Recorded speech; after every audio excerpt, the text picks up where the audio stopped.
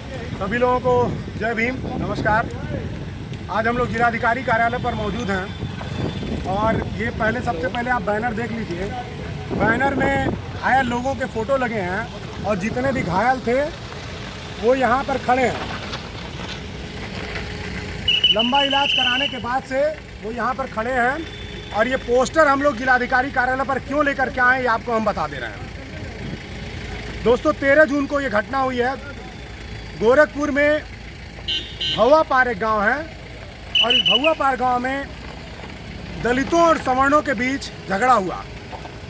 मामला ये था कि सवर्णों की पोखरी अलग है, दलितों की पोखरी अलग है, लेकिन सवर्णों ने ज़बरदस्ती दलितों के पोखरी में घुस करके मछली मारा और उसका विरोध करने पर दलितों के पूरे गांव को पीटा गया, मारा गया, जिसमें 10 लोग बहुत गंभीर रूप से घायल हुए हैं, जिनका ये पोस्टर है।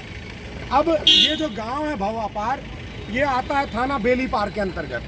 थाना बेली पार ने क्या किया, दोनों पक्षों से 3-3 लोगों को उठाया और शांति भंग का मुकदमा करके उनको जमानत दे दिया, मामला रफा दफा कर दिया।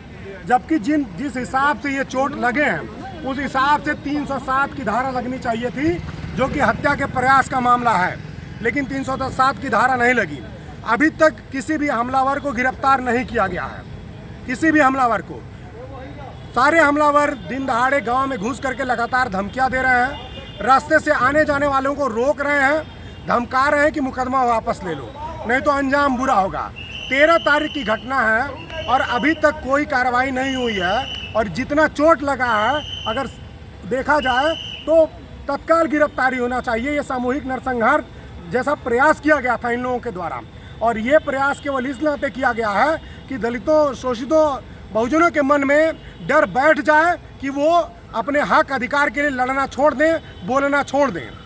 आप सोचिए कि दुनिया कहाँ से कहाँ पहुँच गई है, जमाना कहाँ से कहाँ पहुँच गया है। एक काला व्यक्ति मारा जाता है अमेरिका में तो पूरा अमेरिका जलने लगता है।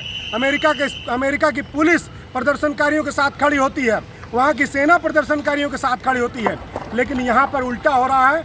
हर दिन हजारों दलित मारे जा रहे हैं, पीटे जा रहे हैं और केवल इसी गोरखपुर मंडल में कम से कम 1 दर्जन लोग घटनाएं डेली हो रही हैं। और ये घटनाएं इस नाते भी हो रही हैं क्योंकि यहाँ पर अमेरिका जैसे जागरूक पुलिस नहीं है।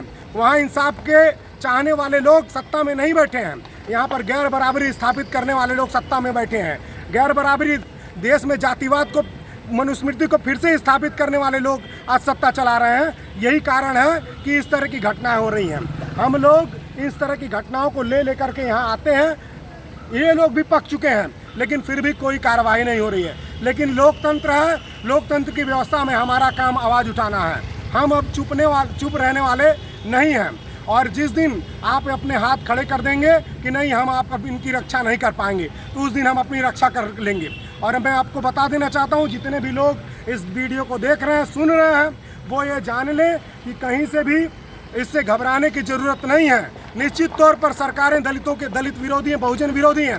निश्चित तौर पर प्रशासनिक व्यवस्था दलितों के दमन पर उतारू है। निश्चित तौर पर देश में ऐसी व्यवस्था लागू करने की कोशिश की जा रही है कि बहुजन फिर से गुलाम बन जाए। निश्चित तौर पर इस देश की जो सरकार है वो संविधान में जो लोकतंत्र में हमारे अधिकार हैं उसको ख़त्म करना चाहती है। लेकिन इसका मतलब ये नहीं कि हम लोग चुपचाप बैठे रहेंगे, डर जाएंगे, क्योंकि इसी संविधान ने हमको आत्मरक्षा करने का भी अधिकार दिया है। तो किसी भी तरीके से हम अपनी आत्मरक्षा कर सकते हैं और इसके लिए हमको बाध्य न किया जाए। हम नहीं चाहते हैं कि हम कहीं से कानून का, संविधान का कोई वायलेशन करें, लेकिन सरकारें इस तरह से करना चाहती हैं। तो आज हम जिलाधिकारी को ज्ञापन देने आए हैं। ग्राम भौवा पार, थाना बेली पार, जनपद गोरखपुर में 13 जून को जो दलितों पर हमला हुआ था जिसमें 10 लोग घायल हुए, ये माता जी हैं। देखिए इनको मारने के पीछे क्या कारण हो सकता है, ये कहाँ से हमलावर लगती है। इनका देखिए हाथ फ्रैक्चर है, दर्जनों लोगों का सर फूटा हुआ, सर में छेद हो गया है। तो ये जितने भी लोग हैं, हम यही प्रशासन से आग्रह कर रहे हैं कि इन पर हमला करने वालों को गिरफ्तार किया जाए। कोरोना का समय चल रहा है और कोरोना के समय में फिजिकल डिस्टेंसिंग, सोशल डिस्टेंसिंग की बात कह के धरना प्रदर्शन को पर रोक लगाई गई है। लेकिन आप सोचिए, क्या उत्पीड़न रुका हुआ है? क्या दलितों का उत्पीड़न रुका हुआ है? क्या उनके साथ मारपीट रुका हुआ है? नहीं। तो जब आप ये दलित उत्पीड़न नहीं रोक पा रहे हैं तो दलितों के मान सम्मान, उनके हक अधिकार और न्याय और इंसाफ के लिए अगर कोई विरोध प्रदर्शन करना चाहता है तो उसको धरना प्रदर्शन करने की भी अनुमति दीजिए। आज हम जिलाधिकारी महोदय को ज्ञापन देने आए हैं। अगर जल्द हमलावरों को गिरफ्तारी नहीं हुई, उन पर उचित कार्रवाई नहीं हुई, 307 का यानी कि हत्या के प्रयास का मुकदमा नहीं लगाया गया, तो यहाँ पर हम लोग लॉकडाउन तोड़ेंगे और पूरे शहर को जाम करेंगे। ये आपका पूर्वांचल सेना का वादा है आप लोगों से।